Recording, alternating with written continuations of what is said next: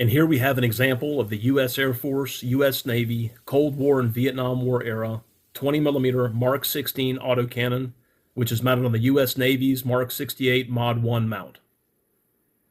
This 20mm autocannon started out its life as a U.S. Air Force M24 aircraft-mounted machine gun that was used in jet fighters as an offensive weapon, as well as being installed in bomber aircraft as a defensive weapon. While in Air Force service, this M24 was upgraded to an M24A1 model, which included changes to the weapon's bolt, driving springs, gas system, and receiver design. These changes resulted in greater reliability in the weapon's performance. The M24A1 served in the Air Force throughout the 1950s until their retirement about 1960, when they were being largely replaced by the 20mm M39 revolver autocannon. At this time, the M24A1 machine guns were placed in reserve storage by the Air Force. On December 18, 1965, for the first time since the American Civil War, the United States Navy formalized its new brown water Navy in Vietnam. Many of the watercraft that the Navy utilized were World War II-era vessels that were retrofitted to be better adapted for use in the tight, winding waterways of Vietnam.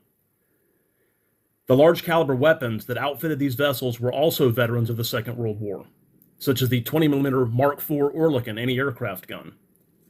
The Oerlikon served their purpose well, but it was becoming increasingly difficult to keep these guns operational due to the spare parts inventory drying up.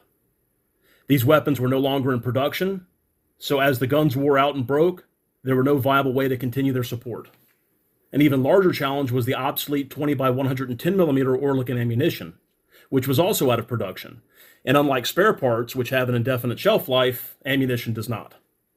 With stockpiles of Oerlikon ammunition decreasing and the 25-year age continuing to increase, the Navy needed to find a replacement for the dated weapon system. The Navy approached the Air Force and requested a 20mm platform that was surplus to their needs. The Air Force still had thousands of the M24A1s in storage, as well as millions of rounds of ammunition. Approximately 5,000 of the M24A1s were transferred to the Navy around 1969. The Navy then began to modify the aircraft M24A1s to be better suited for shipboard naval use. Major revisions included modifying the weapons to fire percussion-primed ammunition versus the electric prime system that the Air Force utilized. A new method of charging or cocking the autocannons needed to be devised as well. The M24A1s were also incompatible with the Navy's World War II-era Oerlikon mounts, so a new mount would have to be designed and manufactured to accommodate the Navy's new guns. The redesign of the 20mm autocannon was conducted at the Louisville Naval Ordnance Station in Kentucky, and the finalized nomenclature for the weapon was the Mark 16 automatic gun. The same facility designed and manufactured the new mount for the Navy's new weapon, which was called the Mark 68 Mod 1. Interestingly, this machine gun on this mounting was a combination of various weapon systems from the Navy and the Air Force that spanned World War II, the Korean War era, as well as the Vietnam War. The original World War II Navy anti-aircraft Oerlikon gun mount shields and brackets were used on the Mark 68 mount, in combination with a Korean War-era Air Force aircraft autocannon that was all integrated into one new anti-surface weapon system during the Vietnam War for the U.S. Navy. The Mark 16 automatic gun on the Mark 68 mount was installed on many varieties of small to medium-sized watercraft that patrolled the inland waterways of Vietnam. After the end of the Vietnam War in 1975, this weapon system continued to serve the U.S. Navy and U.S. Coast Guard on various vessels through the 1990s, until which time it became completely phased out in favor of the new 25mm Mark 38 Bushmaster chain gun. Many of these obsolete weapon systems were given to foreign allies of the United States, and the remaining stock was scrapped. From all of the research that we've been able to do on this weapon system, this is the only known surviving example of a 20mm Mark 16 autocannon on the Mark 68 gun mount in the United States. If you guys have any ideas where there might be another example of this combination of this weapon system here in the country, please let us know. We'd be very curious to find out if there's any more existing. This is a big country. There's lots of museums. There's lots of collections. The M24 and the M24A1 are in several museums around the country in different mounts and different applications. But a modified M24A1 Mark 16 gun, especially on the Mark 68 mount, we have not been able to find. So if this is something that you guys know of, please comment or shoot us a message through the website. And here we have a couple technical manuals for the weapon system. These two manuals pretty much cover everything. They're both Navy manuals. We have Naval OP 4014, or Naval Ordnance Pamphlet number 4014, Technical Manual, 20mm Machine Gun, Mk16 Mods 4 and 5, and associated equipment. Description, operation, and maintenance with illustrated parts breakdown.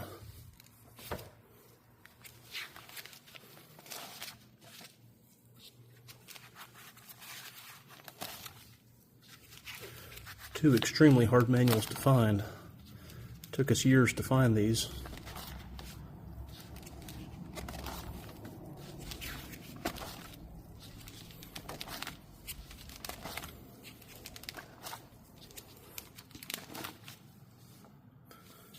Here's a couple actual photos of the Mk16, which is the modified M24A1, originally an Air Force gun. Here's some specs on the gun over here. We have rate of fire 650 to 800 rounds per minute. Type of fire, automatic short burst, range 7,000 yards. Type of ammunition, M95 APT for armor-piercing tracer, M96 incendiary, M99 target practice, M97 high explosive incendiary. Power requirements, mode of fire, all the technical information here. Let me go into the description.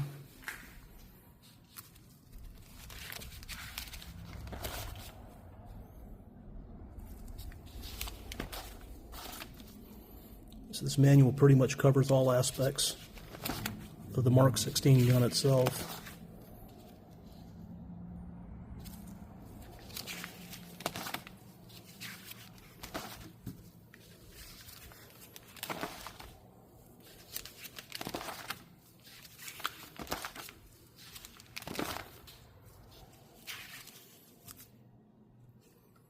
Going over the firing action with the feed mechanism, which is the M2E8.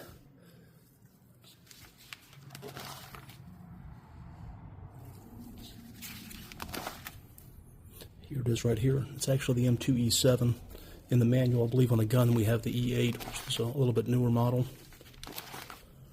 All of the internal components of the M2E7. It's a feat of engineering in and of itself.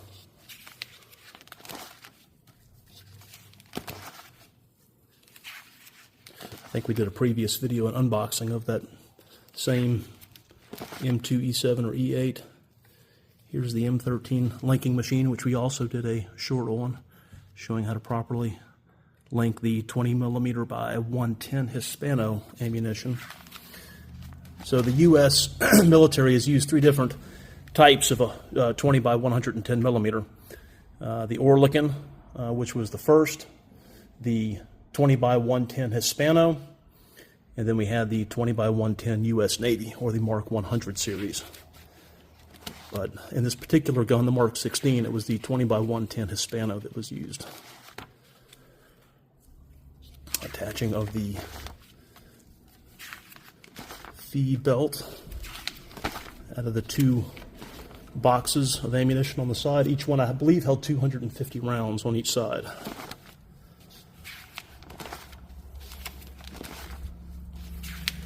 Just thumbing through here, trying to hit the highlights.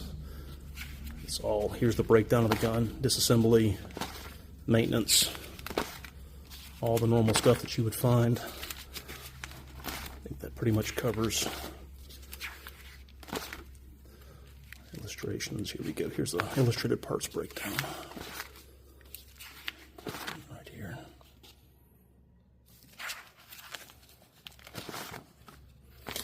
One of the notable features of this is the large cone flash hider. It's installed on the gun.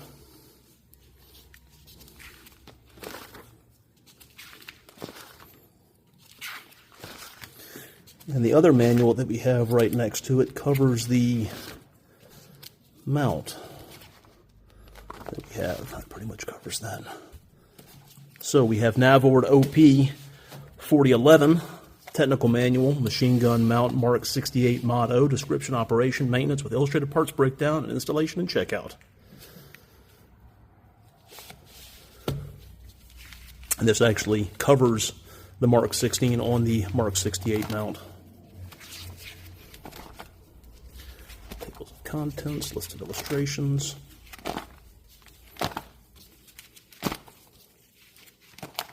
Here we go.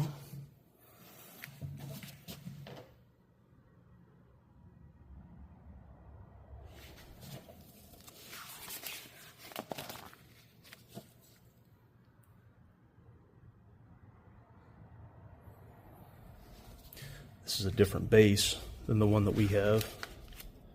I believe this is the Mod 1 that they're showing here in these pictures. Everything else on the mount's the same.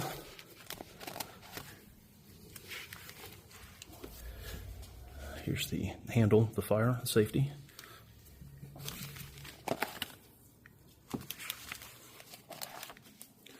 Ammunition boxes. And the sights.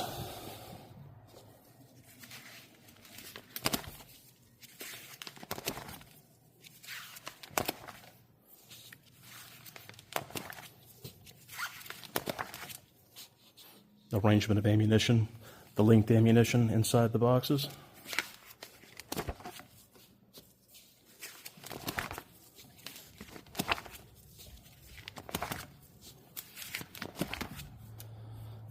Internal mechanisms of the firing lever control group.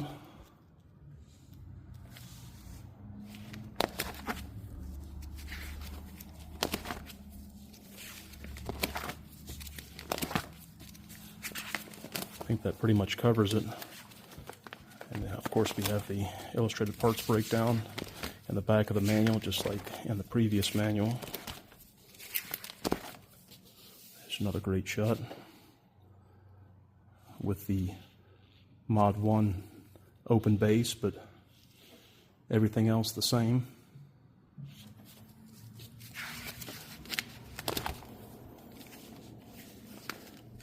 There's the sight. There's the front sight. Actually, I guess that'd be the rear sight. Yeah, the aft sight and the forward sight. Feed chute support. That's on our gun, but you really couldn't see it. This is what the ammunition feed chute wraps around. It kind of supports it to help when the ammunition is being fed out of the boxes into the M2 E7 E8 feed mechanism. That's the tray that the gun mounts in. Shield arrangement. And as mentioned previously, what's interesting about this is this was taken directly from the 20mm Mark IV Oerlikons that were used by the U.S. Navy in World War II. I believe this mount was the Mark X. There was many different Oerlikon mounts, but this was directly taken off that and used on this Mk68 mount. Ammunition box support. Here we have the carriage. This is where your trunnions for your tray mount.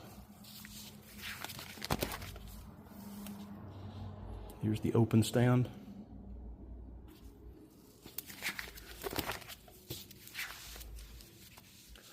Link bag. Feed chute assembly. Cover for the gun. Here we go. Got some cool diagrams in the back of the manual. So this is the train working circle, showing you your traversing.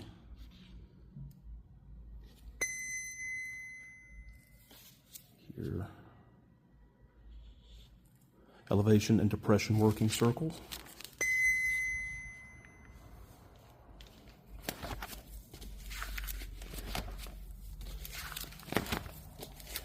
And that is going to do it. All right, guys, once again, thank you very much for the interest. The feedback that we've received has been overwhelming. The growth that we've received has been overwhelming.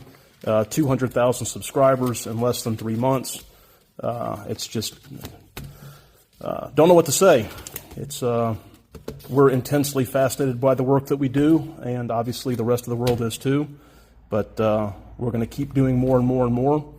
If this sort of stuff interests you, then definitely stay tuned, because we'll be talking about behind-the-scenes restorations on these guns.